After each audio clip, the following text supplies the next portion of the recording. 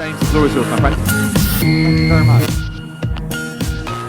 Good afternoon, ladies and gentlemen. Welcome to this session, which is driving revenue through sponsorship, the importance in the Asian market. I'm going to kick off straight away. We have illustrious panelists here today who are hopefully going to share their experiences and their knowledge and understanding in this area. Adrian, can I start with you? From an AIA perspective, what are the main objectives, especially in Asia, with regards to your partnerships, focusing on maybe integrating your global assets like Spurs and like Mr. Beckham and localizing it in the Asia markets?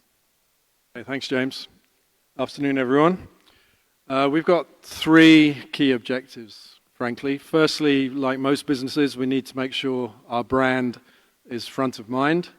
So for us, we feel the Premier League is the most effective marketing platform out there in order to be 24/7 in front of an audience. So brand awareness and preference is number one. Those of you that are familiar with the insurance industry will know it's not changed that much over the years. We're 100 years old this year, and insurance is primarily still sold face-to-face. So effective incentive programs for our sales agents. We employ 300,000 in sales agents, and we grow at 40% a quarter. So it's fast-growing business, and so incentives to meet the players, go to London, see games, hopefully go to Madrid in a week's time is critical. And then thirdly, much like Aon, I'm sure will be the same, we're trying to change perceptions of what insurance is. So traditionally, you think about insurance as you die, we pay.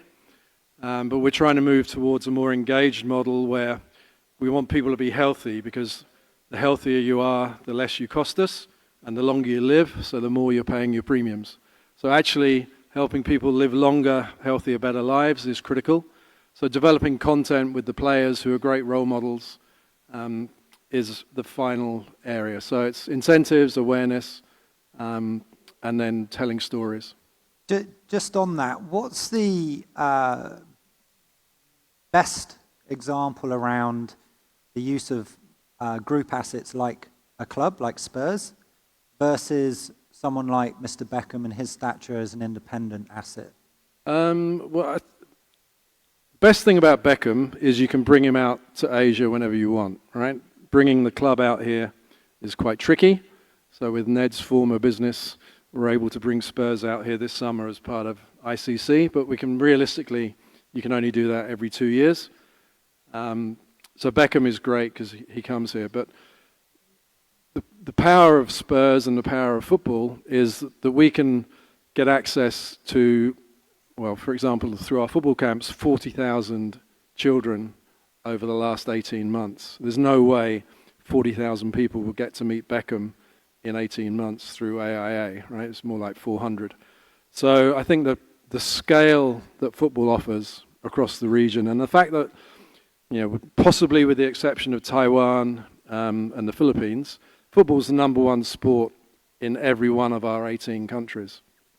And so wherever we want to generate sales leads, to drive engagement, football provides a platform that our local teams can operate. So we offer them Spurs as a global platform, although our business is only Asia. And then the local markets are free to do local deals where they wish. So for example, in Thailand, we sponsor 4 football teams. And in Singapore, we've just done a deal with the FAS. So football works across all markets. Spurs provides that icing on the cake. And then down to the grassroots where we can get access to the kids and their parents. And Sinead, if I can come on to you, it's obviously natural progression. What are the challenges on and the differences on that integration in Asia for the likes of your Man United partnership? I think they've really evolved over the last 10 years of our partnership. So when we first signed with Manchester United 10 years ago, it was about that brand awareness and being front of the jersey. And it's now really about driving understanding. And with the nuances across the different markets, about making sure we're connecting with that audience in a really efficient and effective way. and we're really driving that storytelling home to drive an understanding of the value that we bring to our clients. So as a B2B organization, we don't need to reach the masses. We need to reach key business decision makers, and it's about getting the access to them around a shared passion point, around something that's going to really create that story that's going to differentiate us from our competition and also drive the action that we need. So is the Asia fan base maturing as your partnerships are maturing? Is it a linear sort of advance, as it were? So you do have to look at different ways of engagement. You have hundreds of millions as a Man United partnership, but how can you really segment that market in each Asian country? It is, yeah, absolutely. And also really knowing who's going to ultimately make the decision. And is it, with a longer sales cycle from a B2B perspective, what are those touch points that we're able to create throughout that journey? To Adrian's point, it's kind of the scale that you need as well from what the club brings to you, but also the opportunity with those one-to-one special moments that you're able to create for the few people which are not so scalable, i.e. Brand Beckham. So, Moon, if I can come on to you, just listening to Adrian and Sinead, how can we, because measurement is very subjective on your ROI, what sort of techniques is Nielsen sort of bringing to the market for rights holders, for brands, to really sort of understand more about measuring their ROI, especially in the Asia markets? Right. Thanks, James. Good afternoon, everyone. So I think in terms of techniques and methodologies of measurement, well, this is going to be a 3 hours conversation. We're going to get deep into it. So, I mean, to keep it short, I think there are numerous methodologies, numerous techniques to measure sports, to measure media. So if we talk about the basis, I mean, ROI, we talk about ROI, return on investment. The R, the word return, is subjective. It depends on what is the objective of your sponsorship. What is the objective of you putting the brand behind the sports, the football? So at a very, very bare minimum, it's really about reach and frequency, about sheer eyeballs, about volume of eyeballs, and that is the basis. When I put my brand somewhere, how many people see it and how many times they see it. So that is the basis. When you take that tier 1 and up it to the next level, it's really about the association. The association of my brand or your brand to that property or to that sports. And when you bring it up to the third level, I mean, a lot of brands putting their money behind sports properties and football is really about ultimately driving a message from a product, from a service standpoint.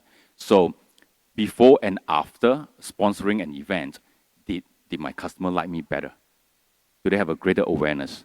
Would they go out and subscribe to my service? Would they go out and buy my burgers? Would they go out and do a test drive of my cars? So ultimately, it is really about the resonance that you are really, really after. So of course, at the far end of the spectrum, the word return is really about monetary value, right? So if you take it to the very, very extreme of regression modeling, you look at sports sponsorship, it's just like any media buying, putting us alongside TV investment, putting alongside your marketing plan like radio, print, outdoor. That's where you do regression modeling to know every dollar you put into sponsorship based on your objectives, how much dollar is it driving back to my business. And many a times, and some of this sponsorship is about long tail, it's about branding, it's about building affinity.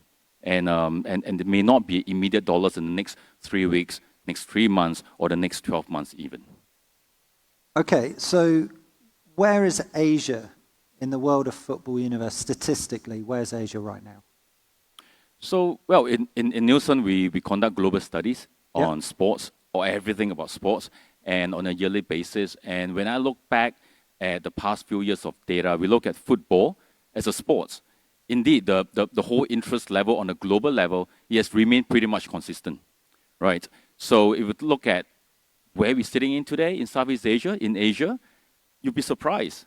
Looking at globally in the whole world, they're the top 5 countries in the world with the largest football percentage of fans versus the population.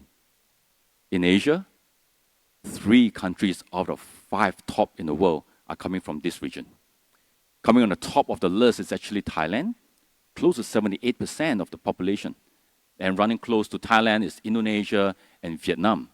And then we swing it across to the North Asia in China and India that is really on top of everybody's head. Although the penetration number, the percentage is not high, we convert that to national population, the sheer absolute number is huge. When you put China and India, the sports and the football fans together, they easily topple a number of country populations around the world. And then you switch that, and that is on your fan base, on your interest level of football. You switch that to in terms of viewership. Looking back at the last few years of TV viewership, we measure TV in most parts of the world. We saw an increase in football consumption as a content, as a sports, as an entertainment. So in fact, the key drivers that drove why football viewership has increased over the past few years is because some of this content are moving from pay TV to also onto free-to-air. That giving opportunities of consumers or your audience or even your customers to explore, to consume that sports, football, when on the go, when they're stuck in the traffic or when they're in the office and over OTT, right? And the other driver for football consumption that's on the rise is also because of the exponential adoption of digital. That's where we find that a lot of people are really consuming on the multi-simulcast that we're experiencing. Yeah.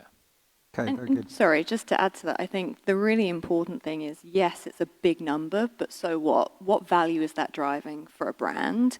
And how are we really achieving our objectives and evolving and really thinking through how do we have the right partners to work with us as we go through a long-term partnership to evolve, adapt, to challenge ourselves to collectively to have that shared ownership around what we're measuring and the impact it's delivering, and also hold ourselves accountable where we may fall short and adapt and evolve to ensure that we continue to show growth and development and opportunity to get to making sport more collectively impactful.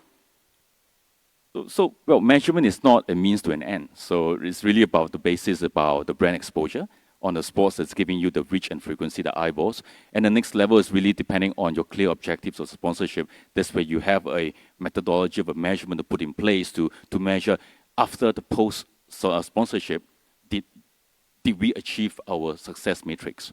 So whether it's a brand uplift, is it awareness, is it a call to action, those are measurable. Yeah.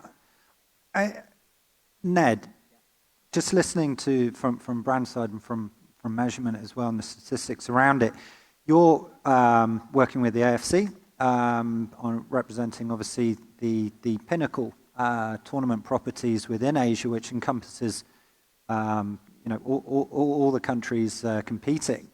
Now, what are if I can sort of try to extract as much insight from you as possible, how do you build diversity and value through sponsorship of these tournaments? Well, I mean, to start with, these guys have all said very similar things, and it's exactly about that, right? So to start with, for us, coming into this totally new, we have to start from a point of saying, well, we've got this huge scale that everyone's talked about, which has value to it, but ultimately, the only way we're going to be able to deliver against the very diverse objectives which we hear from all different types of clients is by starting from a point of ripping it apart. So saying it is many, many markets. We have many, many different clients. We have extremely diverse markets in terms of their infrastructure, in terms of their sporting capabilities, in terms of their cultures, their economics. And if we start from there, then we set ourselves on the right path to have partnerships where, like Sinead said, we're actually genuinely from the beginning going, okay, what are we trying to achieve for you? In what markets? With what consumers? Against what objectives? And what rights then and approaches to how those rights are activated are going to work. Okay. How, and this is to the floor as well, but just on that, Asia is leading the way in which aspects for that type of sponsorship activation? Is it from an innovation point of view? Is it a digital sales? Is it a payment way? Talk me through that. Well, again, not to be repetitive, but I don't like talking about Asia, to be honest, because the markets are so diverse. But what I would say is one thing that I've personally been very impressed since arriving in this continent by is especially in China, the ability for brands to move extremely quickly, to activate assets at point of sale, to drive real sales objectives at a pace that is just astonishing sometimes. So that in itself, to me, has been very impressive. I had a client once that within 2 weeks of signing an agreement had activations rolled out across 200 supermarkets across multiple provinces, and I'd never seen that anywhere else before. Now, maybe they were also activating assets before they'd actually signed the contract. That could have been a different issue, but I think that's a key strength out here for sure. Okay, and over the next few years, what are some of some great examples for the audience around what you're building, especially for brands to come into this mix with some of the tournament properties? With the AFC properties? With the AFC. Yeah, sure. I mean, look, we're literally finishing right now our commercial strategy with the AFC, so it's going through an approval phase. I think... So you can now announce it too? No. They're very close to this, yeah. So I think, very simply speaking, we're looking at changing what is right now a very homogenous partnerships program that primarily plays to scale and shifting it into a world where we do take advantage of those huge audiences, of the mass appeal that exists, especially around national team football. We're actually of the view that we talk to an audience that is far beyond the football fan. In fact, we see national team football as more competitive to The Voice China, as more competitive to the Asian Games, not really, for example, Spurs. That's one aspect of what we're doing, and then the other will be literally acknowledging that diversity and offering regional partnerships where possible. But what we actually want to do is offer those regional partnerships at a level which is at the top of our pyramid, so to speak. So traditionally in sponsorship, if you're buying regionally, it's positioned as down the bottom.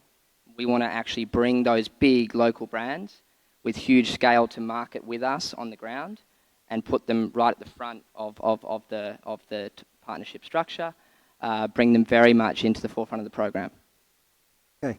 I'm hearing quite a lot around use of, umbrella sort of assets and trying to segment them to localize. Like talking Asia, like you said, isn't relevant. It has to be more segmented as a market. Adrian, with AIA, how are you achieving that regarding your youth development and that community-based per market?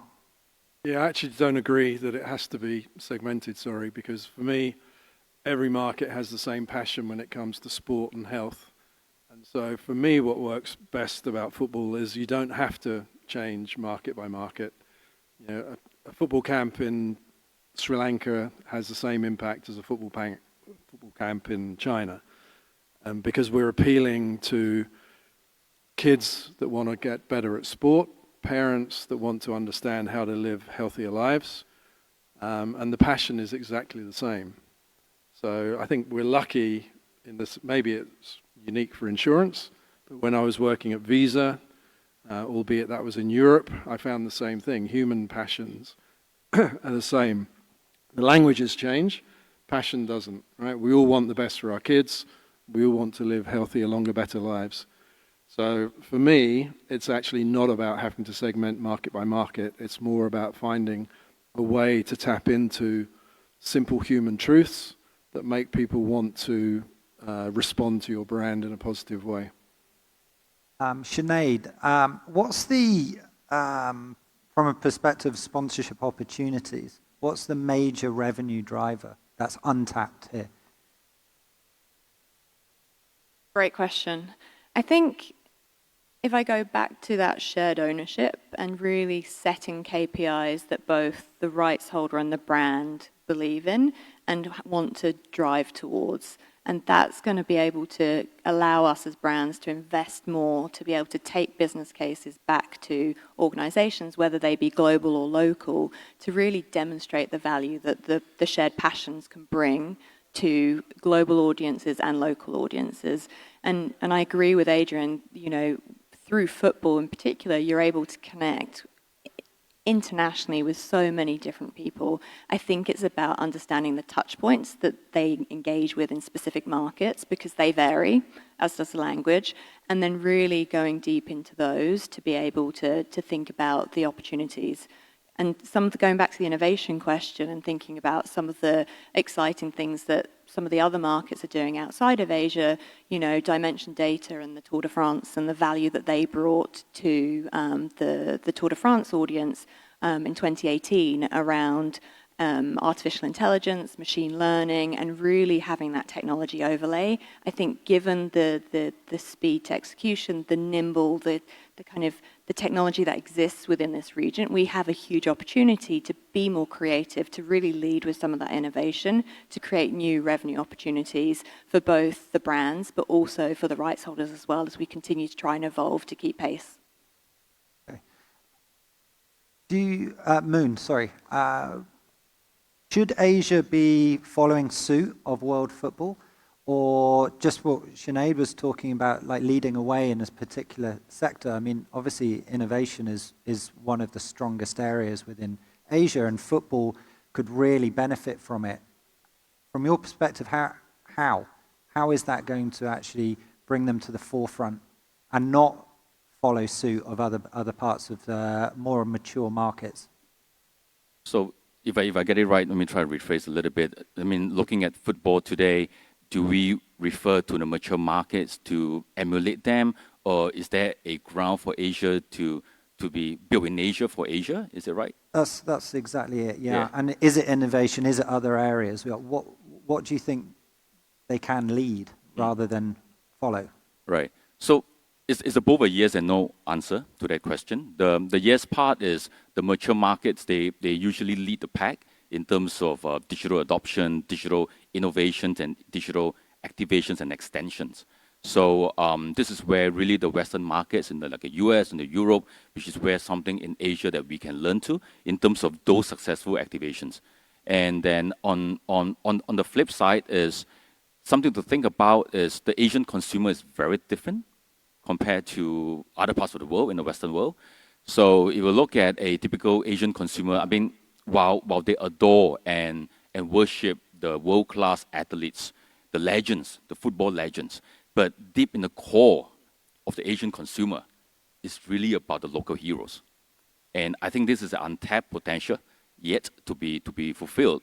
And if you allow me to cite an example, probably an Asian rights owner, that's probably not in the football space, but in the martial arts space, like the One Championship in Singapore. They've done a very unique and successful kind of positioning.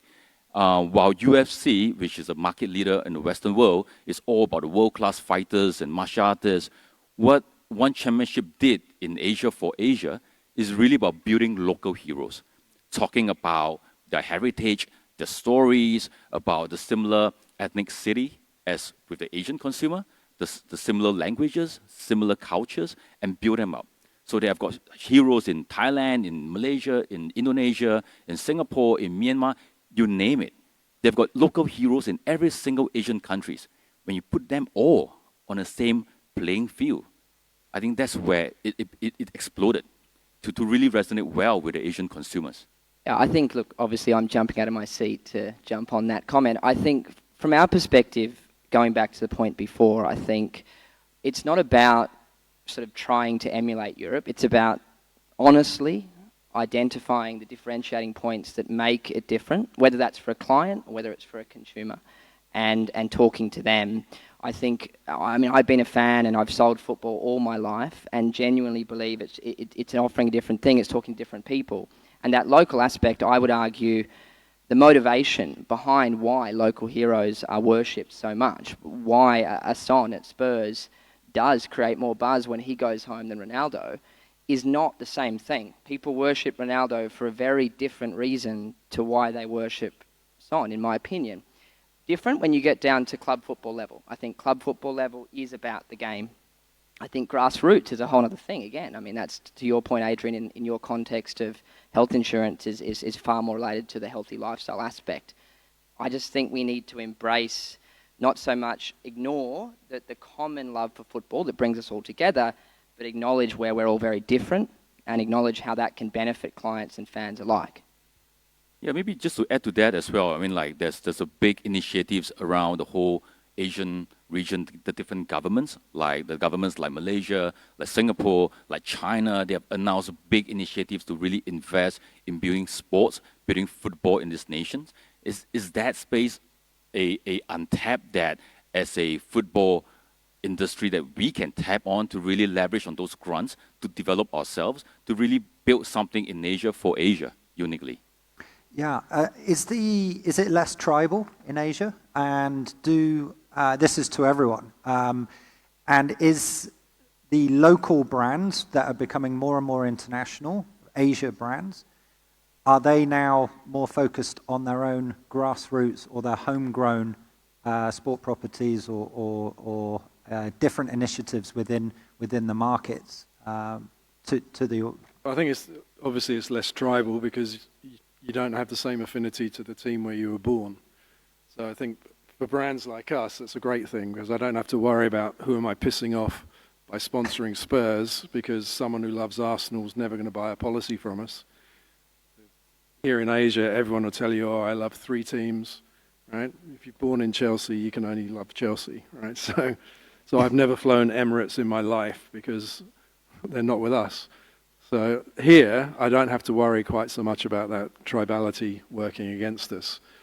Just going back to the previous question, I think one area we didn't touch on, which one of the previous panels did, is the whole area of women's football. Because I do think that's an area where Asia could take the lead, right? Because there's no one in this room is ever going to see a men's Asian team win the World Cup. But you might see a women's Asian team win the World Cup, right? So I think when you look at Japan, Korea, how fast Indonesia is growing from a women's football perspective, that's something where I feel brands could really benefit from an involvement in Asia, which possibly wouldn't be the same in Europe. And then just to build on that, I think as you think about what brands are interested in commitment, so from an Aon perspective, diversity and inclusion is so important to us, and it's something that we're incredibly proud of and we invest in a firm. We are on a journey, but we continue to invest in that space. And from a recent perspective, we've signed partnerships with the PGA Tour and also the LPGA. We, as a brand, wanted to pay the men and the women the same. We were the first ones to do that through a season-long competition. So really breaking down those barriers. And earlier on, we heard one of the panels talk about, well, women's football at that time isn't commercially as successful. And I just feel like there's an opportunity to really, as brands, stand out, to differentiate yourself and really invest in something that's going to create difference for you. And I think, Adrian, you make an amazing point. Wouldn't it be amazing if there is an Asian football team that wins that World Cup? I think it could happen. So we, just talking a little bit about what we're doing, we're taking 3 girls from Indonesia next week to Spurs for a trial. Right? They're 17, so they're close enough to be able to make that transfer. That's never going to happen. Well, maybe I'm the oldest one here, but in my lifetime, I'm not going to get 3 17-year-old Indonesian guys that would get anywhere close to the Spurs first team, right? 2/3 of the world lives in Asia, and we can count on one hand how many Asians are playing in the Premier League. But I think on the female side, the gap is not that big, right? And I think they really could, as we said, win the World Cup. And when you talk about the return to an organization, you know, in making a firm commitment to paying the LPGA the same as the tour players, it has driven huge colleague pride, which is something that's incredibly important to us as an organization.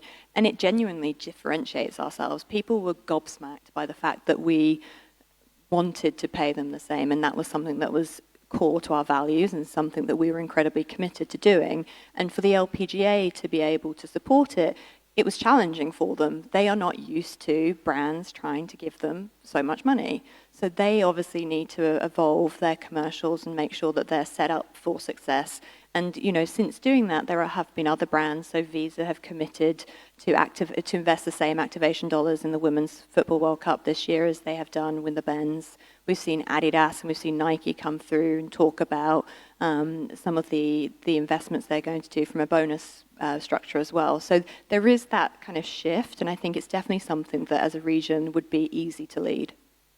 I think Adrian just talked to two things there, which as a seller, we're always talking about or trying to deliver to our clients, and one is about storytelling, and the other is about obviously tangible, on the ground, real, activatable assets, okay? And so I think, to me, what's very interesting here in terms of whether you're the AFC or whether... End user that you want to buy your products within Asia, regardless of what the assets are. So it's about the experience, like the activation. Like, how would you confront that, I guess? I think, certainly for me, having worked across a number of sports, like Olympics and World Cup and different sports in Europe, again, the beauty for me of football is it is 24/7. So you almost cut through by never going away, right? So, yeah, particularly, I mean, Spurs playing tonight, so I know any digital platform, there's going to be AIA somewhere on there. Tomorrow morning, hopefully, we'll be talking about a great win. So it's permanently in front of your mind. So the cut through comes through that. So for me, it's that perennial opportunity to be talking to your consumer and something they're interested in. Sorry, Moon, you work obviously rights holders, brands, etc. Are there successful principles when it comes to sponsorship that you see again and again? Are there certain areas that you see those principles? Yeah, definitely. So I think in terms of successful principles that lead to a successful sponsorship, I think my panelists from brands can tell you a lot more. But coming from a research company, definitely have to be a measurement. And it is not a principle, it is a hygiene. So in terms of measurement, I think it is a hygiene that answer two very key questions that's at the top of most marketers' heads. Really about how do I optimize my success rate of my sponsorship before I get into that sponsorship. And two, how do I know if I'm successful, depending on my objectives and my metrics, after the activation? So really on these 2 points. And you look at the whole world of research, I mean, in the olden days, the old school research where I use an analogy like a frisbee, like a flat frisbee, when everything about TV audience measurement, about TV viewership, we know how consumer consume content, how our audience consume our sports, and how our followers consume our football. So everything on the TV set, we know. But on the flip side, on the other side, everything else outside that TV set is a blind spot for everybody. So if you talk about today in the advancement of technology, the measurement has evolved from a frisbee to a ball, like a football. It's like looking at the 360 view of the same consumer, the same audience, the same fan, your customers, in terms of how are they we still know how they consume our content, our brand on television sets, but we also know how they consume over PC, mobile, OTT, how are they interacting on social media, how are they following our athletes on Instagram, how are they resonating with our brands when they see our brands being associated with that league. So now becomes like all this put together as a 360 view of your customers, it becomes vital to any brands who wants to look into sponsorship or even doing activations. Yeah, I think actually I'm kind of glad I'm getting towards the end of my career because it's measured, certainly my management are very clear. There's only one measure that matters. How many extra product did you sell as a result of doing that, right? 20 years ago at Visa, it was what was the brand awareness? What did we pay? What did we get back? Happy days. Now, no one cares what the brand, but no one cares what the Nielsen number is in terms of brand exposure because no one believes it anyway. What they want to know is how many products did you sell, right? And how many of those products was only because of that sponsorship. And that's really hard to measure, right? So I can say how many leads we created, but then how good was the sales guy in converting? I can't really control that. But I actually think it's become much clearer as to what the value is. The value is how many products did you sell, full stop. As a seller of rights, where is a lot of your attention now then? Is it across, obviously, different rights, so you get different benefits, etc. What are brands looking for especially? Just listening obviously to Adrian, it's about, that end product sale. It has to be. And I mean, for us, if we can go through a partnership and sit there at the end of it and say, this helped you sell X amount of product, then, well, we have to be doing a lot of things very badly on other fronts to not get a renewal, right? So if I have a client that is measuring sales, that is seeing genuine uplift in the sales from the partnership, then great. Of course, as Adrian also said, though, it's hard to measure. And I do think we would encourage our clients to put trust where possible in those metrics that drive into the funnel. And I have got quite a few clients that do know exactly how to measure their conversion rate. So as long as we can help them bring them clients to the point of conversion, then they can quite easily determine what the partnership delivered back. I think one of the challenges that you'll face, though, is effectiveness of spend, right? So even if you demonstrate an uplift of sales for client A, it may not be as effective as digital selling or something else. And when you think about multi-platform, multi-touchpoint marketing, how can you really prove that sponsorship and that sponsorship is delivering that growth? I mean, we had this conversation with the CEO of a large electronics brand last week, and I think, firstly, I do think most clients genuinely do see the diversity that can be delivered by sponsorship in terms of those metrics. So if we compare it to digital advertising, there tends to be an acceptance that it can do more things if it's used well. So that'd be the first reason. But I think, I think the other thing, and as a local asset seller, it is a lot easier for us to generate ROI because we're charging a lot lower prices. We'll see. Very good. So the last, I guess, let's make it more of a holistic question, and I'll go down the line. Sponsorship markets in Asia.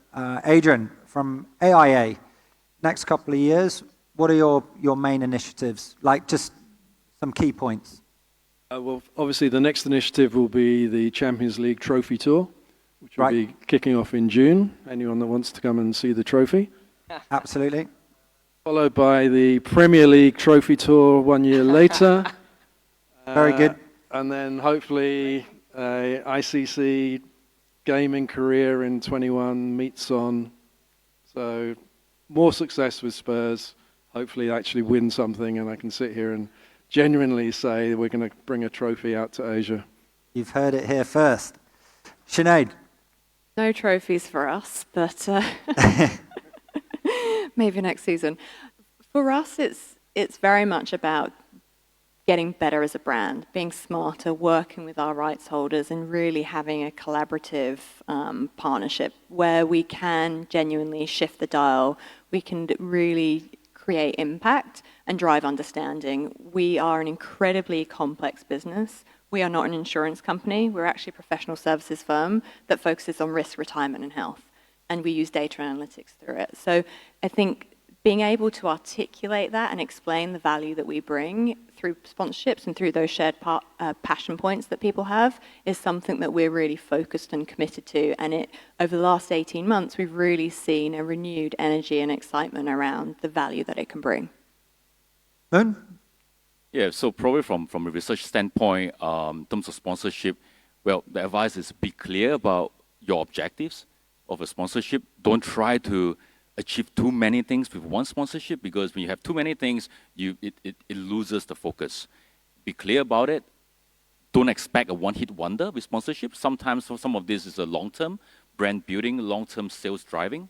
And then at the end of the day, make sure you have measurement in place. Measurement is like it's like measuring your runners. It's not about how many medals are you winning. It's really about when you're training, when you run, you use a stopwatch as a measurement. Are you improving as a runner? And what are you doing that cuts off the time? So think of measurement that way. It is not a means to end, but it is a continuation of an iteration that we keep improving what we have done yesterday, that today we are better brand in activation than what we didn't do yesterday. And Ned, finally? Local is king. Beautiful. Very good. This concludes today's session. So thank you very much, everyone. And thank you to our panelists for sharing their experiences. Thank you, James. Much appreciated. And to the rest of your panel, Ned, Moon, Sinead, thank you very much indeed.